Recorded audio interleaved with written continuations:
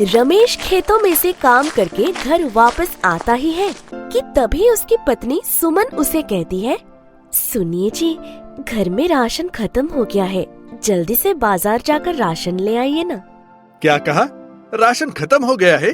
लेकिन अभी कुछ दिनों पहले ही तो भरवाया था। अरे आप तो ऐसे कह रहे हैं जैसे सारा राशन मैंने ही खा लिया। अरे अब घर में लोग हैं तो राशन भी खत्म होगा ही ना। ठीक है, आज जो बचा हुआ राशन है उससे काम चलाओ, मैं कल जाकर ले आऊंगा। अभी मेरे पास पैसे नहीं हैं। ये आप क्या कह रहे हैं? कल ही तो आप पैसे लेकर आए थे, वो कहाँ गए? वो पैसे तो मंदिर में दान करने के लिए थे, तो मैंने सुबह ही पंडित जी को दे दिए हैं। भगवान भला करे, यहाँ खुद के घर में खाने के लिए दाना नहीं है और महाराज दान करते फिर रहे हैं। अरे जरा एक बार मुझसे तो पूछ लेते, घर में कुछ चीज है या नहीं। ये तुम कैसी बातें कर रही हो सुमन? तुम्हें पता है ना, हमारे पूर्वज हजारों वर्षों से हर माह मंदिर में कुछ न कुछ दान करते आए हैं, तो हमें भी उन्हीं सिखाई हुई राह पर ही चलना चाहिए। आपके पूर्वज राजा महाराजा थे, आप नहीं है।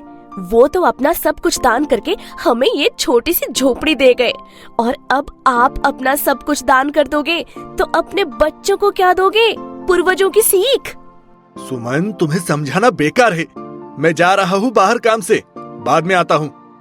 इतना कहकर रमेश घर से बाहर चला जाता है और जहाँ रास्ते में उसे एक गरीब किसान मिलता है।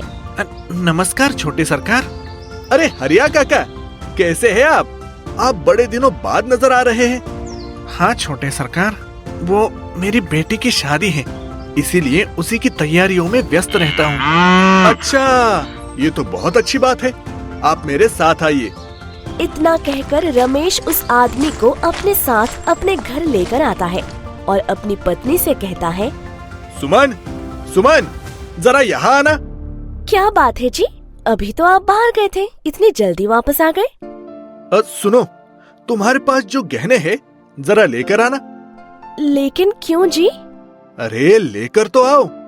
सुमन अलमारी में से अपने सोने चांदी के कुछ जेवर लेकर आती है और वो लेकर रमेश हरिया को देते हुए कहता है, आपकी बेटी की शादी है और मुझे मालूम है कि आपके पास इतनी रकम नहीं है कि आप अपनी बेटी की शादी में गहने दे पाए, लेकिन आप हमारी तरफ से अपनी बेटी को ये गहने दे देना। छोटे सरकार, आप इंसान नहीं भगवान हैं। एक गरीब के मन की बात आपसे बेहतर कोई नहीं जानता। आप महान हैं। महान मैं नहीं, वो भगवान है। मैं तो बस उसके आदेश पर आपकी मदद कर रहा हूँ, और किसी चीज की जरूरत हो तो जरूर बताना। हरिया के वहाँ से जाने के बाद सुमन गुस्से में आग बबूला हो जाती है और कहती है, ये आपने क्या किया? मेरे सारे गहने आपने उस आदमी को क्यों दे दिए? सुमन, नाराज मत हो। वो हमारे ही गांव का एक बूढ़ा आदमी है जिसकी बेटी की कुछ दिनों में शादी है, लेकिन उसके पास देने के लिए कुछ भी नहीं है, और मैं नहीं चाहता कि एक बेटी के पिता के गरीब होने की वजह से शादी के बाद डूबा दहेज के लिए उसकी बेटी को कुछ सुनना पड़े। इसीलिए मैंने तुम्हारे गहने उन्हें दे दिए। और वैसे भी तुम्हारे सारे गहने थोड़ी दिए हैं। तुम्हारे पास तो इतने सारे गहने हैं। कुछ गहने तुमने किसी को दे भी दिए तो कौन सा पहाड़ टूट गया? लेकिन वो मेरे गहने थे। देख लेना, एक दिन आपकी ये दान करने की आदत हम सबको मुसीबत में डालेगी। इसी तरह से अगर आप दान करते रहे तो हमें भीख मांगनी पड़ेगी। क्या होगा क्या नहीं, वो तो भगवान ही जाने। और वैसे भी तुमने वो कहावत तो सुनी ही होगी कि कर्म किए जा, फल की चिंता मत कर। आप और आपका खानदान इतने सालों से कर्म किए जा रहे हैं, आज तक तो आपको फल नहीं मिला, तो अब क्या मिलेगा? मैं इस इंसान के साथ एक पल भी नहीं रह सकती हूँ जिससे अपने परिवार के अलावा पूरी दुनिया की फिक्र हो। मैं जा रही हूँ। लेकिन कहाँ? मैं अपने मायके जा रही हूँ, और तब तक नहीं आऊंगी जब तक आपके सर से दान करने का भूत उतर नहीं जाता। इतना कहकर सुमन वहाँ से चली जाती है और रमेश अकेला रह जाता है। रमेश अक्सर लोगों की भलाई के लिए उनकी मदद किया करता, चाहे उसके घर में खाने का एक अनाज का दाना ना हो, लेकिन वो किसी और को भूखा नहीं देख सकता था। कई बार लोग उसके इस भोलेपन का गलत फायदा उठा लिया करते थे। लेकिन एक दिन रमेश जब अपने घर से खेतों की ओर जा रहा था, तभी उसे एक बूढ़ा आदमी रास्ते में बेहोश नजर आता है। ये क्या? ये तो बेहोश है, इन्हें होश में लाना होगा। इतना कहकर रमेश पास से थोड़ा पानी लेकर आता है और उस बूढ़े आदमी के चेहरे पर डालकर उसे उठाने की कोशिश करता है। जैसे ही वो बूढ़ा आदमी होश में आता है, रमेश उससे सवाल करते हुए कहता है, आप ठीक तो है ना? आप यहाँ क्या कर रहे हैं? हाँ बेटा, मैं ठीक हूँ। लेकिन आप यहाँ कर क्या रहे हैं? बेटा, वो शैतान मेरी पोती को मार देगा। कौन मार देगा और क्यों? बेटा, मैं और मेरी पोती इस गांव के नहीं है, दूसरे गांव के हैं। जब हम यहाँ आ रहे थे तो रास्ते में एक अजीब सा दिखने वाला आदमी मिला और उसने मेरे सर पर वार किया और मेरी पोती को उस तरफ ले गया। आप घबराओ मत, मैं आपकी बेटी को बचा कर ले आऊंगा। मैं भी आपके साथ चलता हूँ। दोनों भागते हुए जंगल की ओर जाते हैं, जहाँ उन्हें एक गुफा नजर आती है और उसके अंदर किसी के जोर जोर से मंत्र पढ़ने की आवाज भी आ रही थी। मुझे लगता है कि उस शैतान ने मेरी पोती को इस गुफा में कैद किया है। ठीक है, आप यहाँ रुको, मैं अंदर जाकर देखता हूँ। और हाँ, मैं आपसे वादा करता हूँ, आपकी पोती को सही सलामत लेकर आऊंगा, चाहे इसके लिए मुझे अपनी जान ही क्यों न देनी पड़े।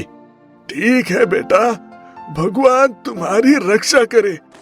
रमेश उस गुफा के अंदर जाता है और देखता है वहाँ बड़ा सा दानव एक तलवार लिए उस बच्ची पर वार करने ही वाला था कि तभी रमेश उसे आवाज देता है, रुक जाओ दानव, तुम उस मासूम बच्ची को नहीं मार सकते।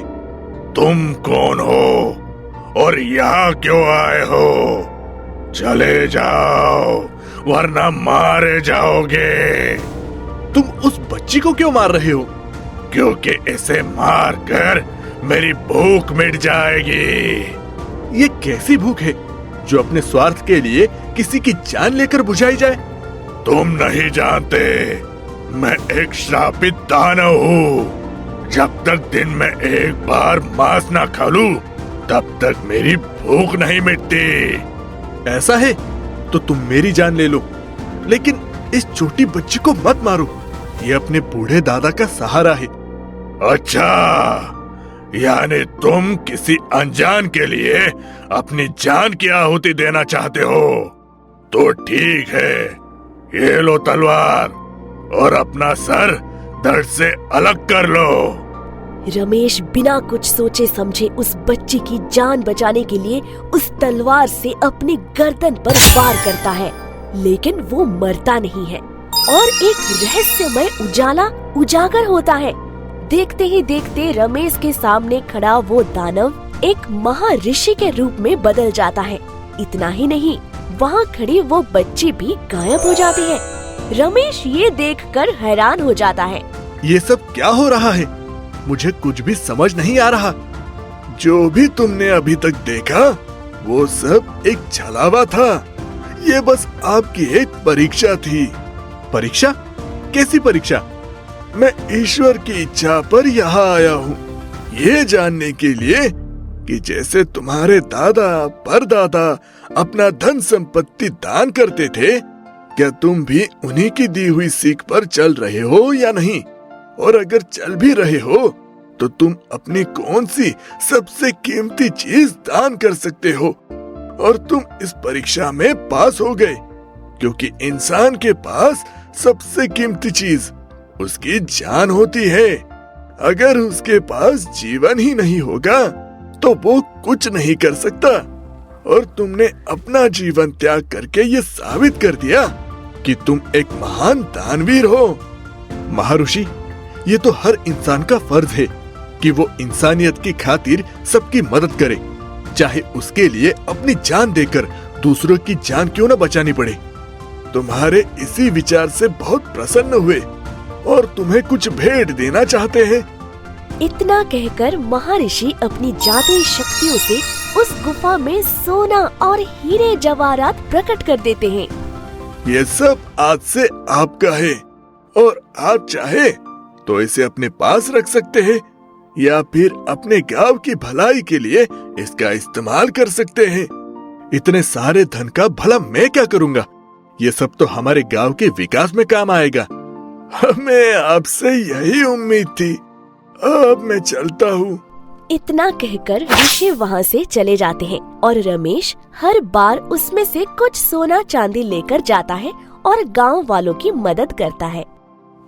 स्टोरी अच्छी लगी हो तो स्टोरी को लाइक करके चैनल को सब्सक्राइब कर लें और साथ ही बेल आइकन को भी दबा लें ताकि हमारी स्टोरी सबसे पहले आप तक पहुंच सके।